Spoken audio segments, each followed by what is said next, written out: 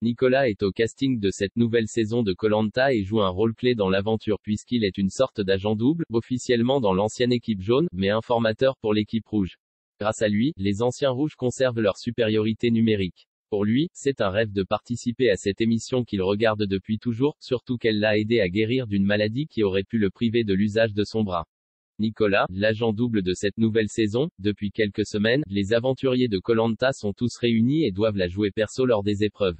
Mais malgré la réunification, on ne peut pas dire que les candidats se voient tous comme appartenant à une tribu blanche. Les anciens rouges sont soudés, et en supériorité numérique. Leur but est simple, éliminer un à un tous les jaunes.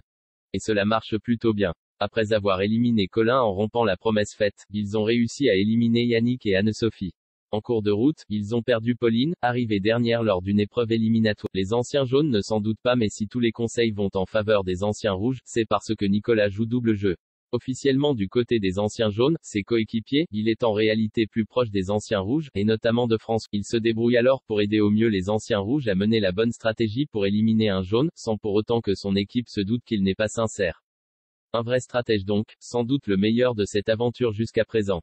Il faut dire que Nicolas a l'expérience de Koh-Lanta. Il regarde l'émission depuis son lancement il y a 20 ans, comme il l'a expliqué à nos confrères du Figaro, c'est un jeu symbole d'aventure et de défi personnel. On y repousse ses limites physiquement comme mentalement. J'avais 20 ans quand j'ai ouvert mon magasin de sport à Nîmes, j'avais la volonté de m'inscrire mais j'étais dans une période de ma vie où ce n'était pas évident de pouvoir le faire.